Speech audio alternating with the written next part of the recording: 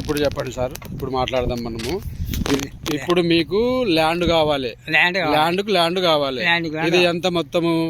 5.5 ఎకరాలు. 5.5 ఎకరాలకి గూడూరు దగ్గర చెరువు కింద అయినా పర్లే. మీకు ల్యాండ్ ఇస్తే ఆ ల్యాండ్ కి మీరు ల్యాండ్ ఆయనకు అప్పచెప్తారు. సరే, అప్పచెప్పిన తర్వాత మీరు ఇది రిజిస్టర్ చేసి ఇస్తారా ఆయనకు? రిజిస్ట్రేషన్ కాదు కదా అది. మరి దానికి ఏం చెప్తారు మీరు? ఇప్పుడు మీరు అన్ని చేసుకుంటారు, అప్పటికి రిజిస్టర్ అయినాయి సార్. ఇవి కొన్ని కాలే, అన్ని అయినాయి నా దగ్గర. ఇప్పుడు ఈ మ్యాప్ ఉంది కదా. ఇంకోటి మీరు హైకోర్టు పోతున్నారు అప్పుడప్పుడు.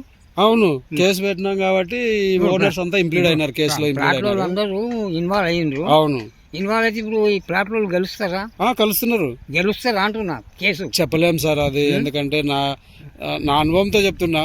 వీళ్ళ దగ్గర సేల్ రేట్లు ఉన్నాయి, అప్పుడు రిజిస్టర్ అయినాయి కాబట్టి మరి నాకు తెలిసి ఒకవేళ గవర్నమెంట్ వాళ్ళ ఫేవర్ గానీ ఇవ్వచ్చు అని నేను అనుకుంటున్నా. ఇంకోటి కూడా చెప్తున్నా, రికార్డు మాత్రం రెవెన్యూ రికార్డులా భూదాన్ క్యాన్సల్ కాలేదు. నువ్వు ఇప్పటిదా చెప్పినావు. కాలేదు. భూదాన్ కారస్ ఖాతా అని వస్తుంది. రైట్. గవర్నమెంట్ నడుము ఎందుకు చూరిండు? కేసీఆర్ గారు వచ్చి చూరిండు. అవును, అంత మొదలు కాంగ్రెస్ దొరకలే. అవును. ఇప్పుడు వాళ్ళు కూడా కేసు లాయర్ పెట్టి ఫాలో అవుతుండ్రు. అయితే నాకేంటి అంటే ప్లాట్ లో గెలవాలని నాకు కూడా ఉంది. అవును సార్, కరెక్ట్. ఎందుకంటే వాళ్ళప్పుడు 140 రూపాయలకు గజం కొన్నారు. అవును సార్. ఆ దినంలో 140 గొప్ప. అవును సార్. డబ్బులు లేవు కాబట్టి అప్పుడు అదే చాలా గొప్ప. 40,000 అయినా గొప్ప కాదు. కరెక్ట్. అందుగురించి నేను కూడా దేవుని మొక్కుతున్నా, ప్లాట్ లో గెలవాలి. అబ్బా, నాకు కూడా వాల్యూ పెరుగుతుంది. అవును, వాళ్ళు పెరుగుతాయి వాళ్ళకు అని. అందులో కూడా నేను పార్టీ అయినా మీ ప్లాట్లలో నేను ఒక పార్టీ 20,000 కట్టి లాయర్తో పటిషన్ వేయించిన.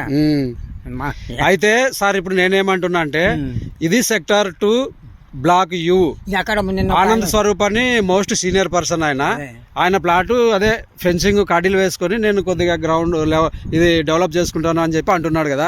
ఇందాక రోడ్ ఉంది, ఈ రోడ్ ఉంది కాబట్టి నేనేమంటున్నా, ఈయనకు ఏమైనా అవకాశం ఇస్తారా మరి వేసుకోవడానికి అని చెప్పి అడుగుతున్నా అనమాట. ఇంకొకటి, ఇప్పుడు గవర్నమెంట్ సర్వే చేయడానికి రమ్మంటే ఒకసారి గెలిచి వెళ్ళిపోయాడు. ఓకే, ఇప్పుడు కేసు ఉందని రానా అంటున్నాడు. ప్రైవేట్ వాడిని వేచి కొలిచినా అది గంచే వస్తుంది, ఎన్నిసార్లు కొలుచుకున్నా గంచే వస్తుంది. అవును, కరెక్ట్.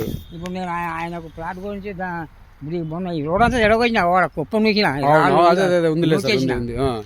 ఒక మాట ఆపస్ కూర్చొని నాకు ఈ 3 ఇడ్చి పెడితే అక్కడ ఆ క్రాస్ ని మీకే ఇడ్చి పెట్టేస్తా.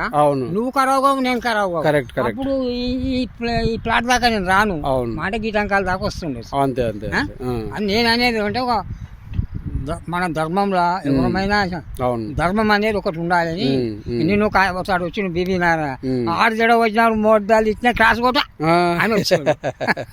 అంటే చూడు బిడ్డ, నువ్వు నాకని చిన్న వయసు, కానీ తప్పు. ఒకటి పీజీ తిన్నాడని మనం తినొద్దు. మనం అన్నం కొద్దిగా నీకు ఖరాబ్ కాకుండా ఉండాలంటే ఈ 4 ప్లాట్లు 5-6 ప్లాట్లు వస్తాయి, ఇడిచిపెట్టు.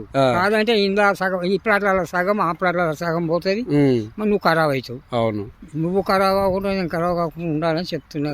కానీ అంటే వాడు మాపోయిండు, ఒక్కొక్కరు బుక్క కట్టుకుంటుంది. Correct sir. ఓకే.